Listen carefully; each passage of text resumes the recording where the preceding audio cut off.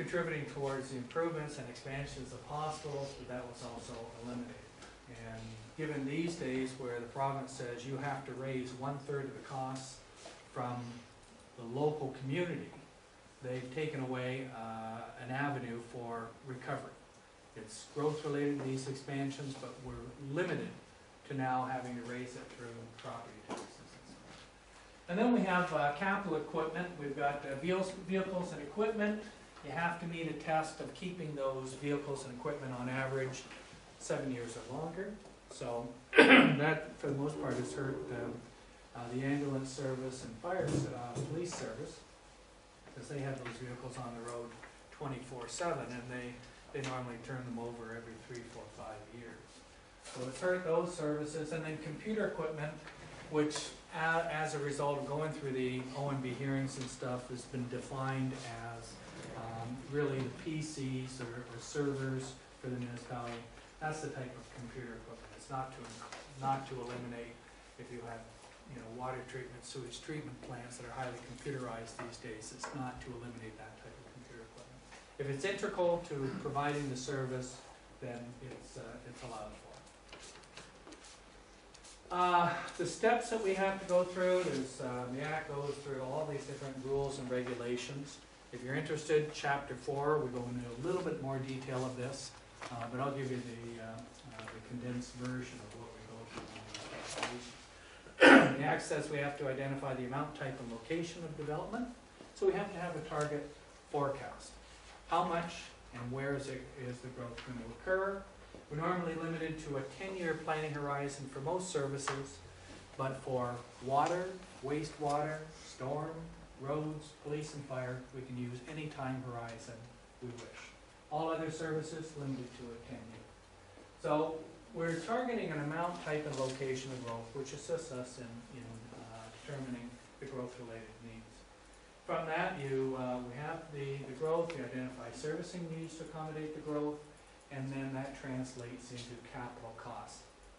Now these almost sound like similar type of thing, but probably the best way to define servicing needs would be the MOE says if you're looking at water service, you have to provide 450 liters per day per capita of water in order to accommodate your growth. There's different, depending on how you approach it, there's different parameters, but on average, that would be one of the province's criteria. So we would then say, well, if we're going to grow by, let's say, 10,000 people, we multiply that, that says we need 4,500 cubic meters a day of water capacity.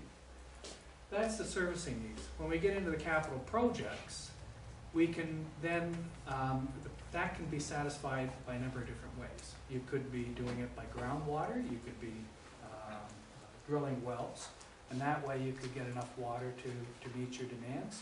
You could be drawing it from the big lake, from your own system, or you could be drawing it from as you do in the north, from the Lake Huron system, and south from the county system.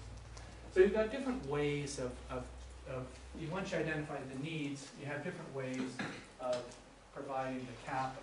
And I'll highlight that because as we go through different services, it doesn't mean that a council, by adopting the DC background study, you're locked into never changing that capital listing that we have in there. It means you may provide right now, you anticipate, when you build parks, that you're going to build baseball diamonds.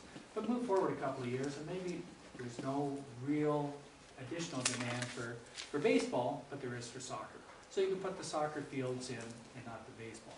Maybe you've got a recreation facility and you're planning on a new arena, but actually over time you decide to use to provide a indoor pool or maybe indoor soccer. The measure there is amount of programming time in recreational facilities.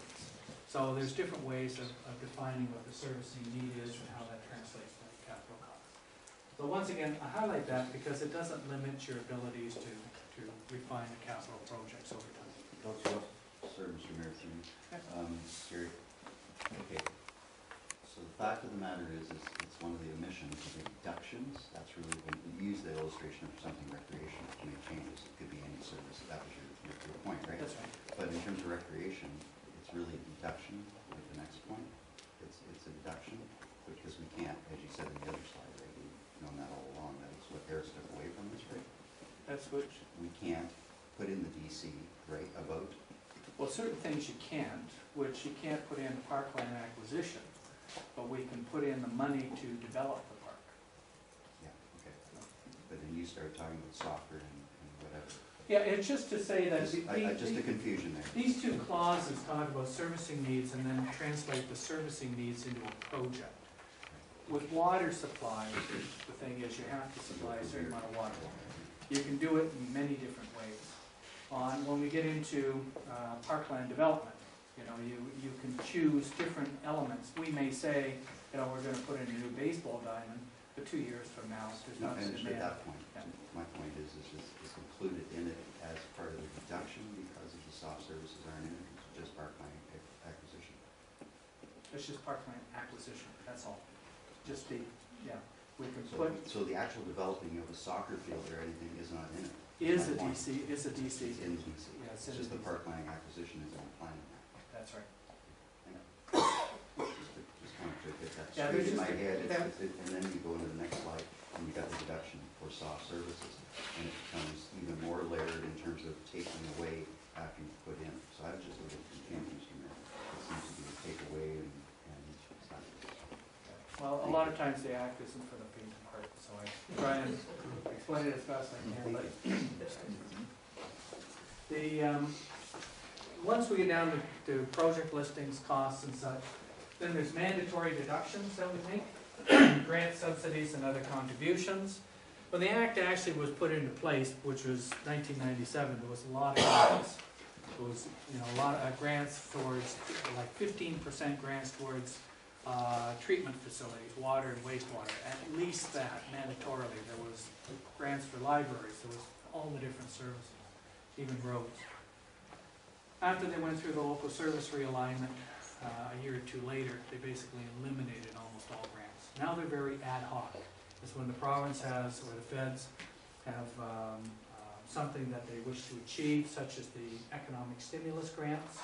That was something where they were making it available. So, for the most part, there's not much that's there. Now, you when you were undertaking the water and wastewater facilities, the treatment facilities, you were tremendously successful. Probably more so on a per capita basis than I've seen any other municipality in Ontario. So you did really, really, really, really well. So that's, and with that, those deductions were made and are made in the calculations that we do. There's benefit to existing development. That's looked at different ways. If you're looking at replacing, a fire station, a 5,000 square foot fire station with a 10,000 square foot fire station, obviously the first 5,000 square feet are replaced. So that would be deemed a benefit to the existing development. The expansion, because you're providing for more space to put firefighters or fire vehicles, that would be deemed growth related. When we get down to the bottom of the calculations, and there's not a real rhyme or reason, it's just in there, we get to the bottom of the soft services, and we knock off an extra 10%. So we do all these different deductions, we have limitations on ceilings, we have to do service standard measurements, all these different things. And once we get to the end, we knock an extra 10% off for those softer services. Now the soft services are deemed everything except for the water, wastewater, storm, roads, police and fire. So essential services. I talked about the historic service standards. We do those calculations. You can't exceed that calculation.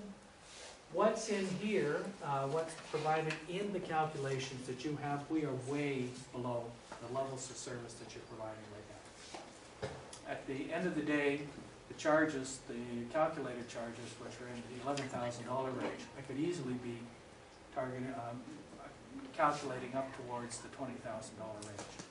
So just so you know, the level of service that you're providing when we do this type of thing is you've got a level of investment that equates to about $20,000 per house.